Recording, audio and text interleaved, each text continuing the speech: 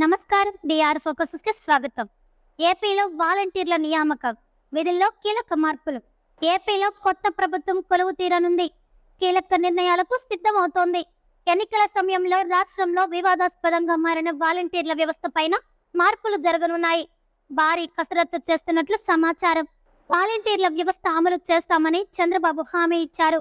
ఇప్పుడు వాలంటీర్ల నియామకంతో పాటుగా వ్యవస్థ కొనసాగింపులో సమూల మార్పులు చేయనున్నట్లు తెలుస్తోంది.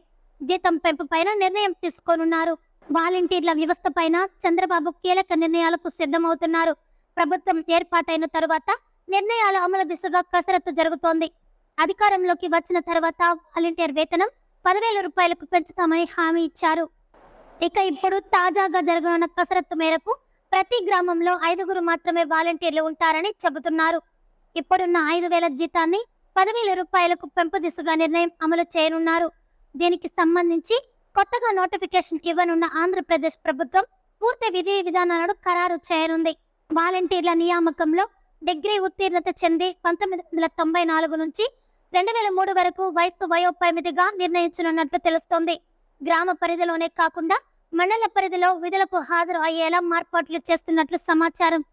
వాలంటీరీ సచివాలయ సిబ్బంది వ్యవస్థ గ్రామ సర్పంచుల ఆధీనంలో పూర్తి అధికారం ఉండేలా విధి విధానాల రూపకల్పన చేస్తున్నట్లు తెలుస్తోంది. ఇక కొత్తగా ప్రతి గ్రామానికి సంక్షేమ నిధి ఏర్పాటు చేయాలని ఆలోచన చేస్తున్నారు. అదే సమయంలో కొన్ని పథకాల నిర్వహణ బట్వాడాలోనూ మార్పులు చేయనున్నట్లు సమాచారం.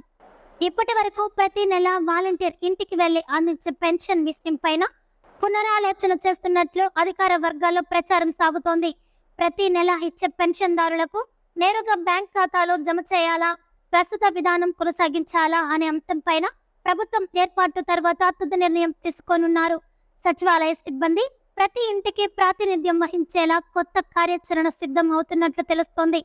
అయితే పాలనలో కీలకంగా మారుతున్న వాలంటీర్ వ్యవస్థ పైన అన్ని కోణాలను కసరత్తు చేసిన తర్వాతనే తుది నిర్ణయం తీసుకోవాలని కూటమి పెద్దలు భావిస్తున్నారు.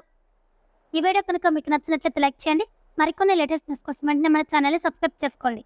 ఈ వీడియోపై మీ విలువైన అభిప్రాయాన్ని కామెంట్ రూపంలో తెలియజేయండి.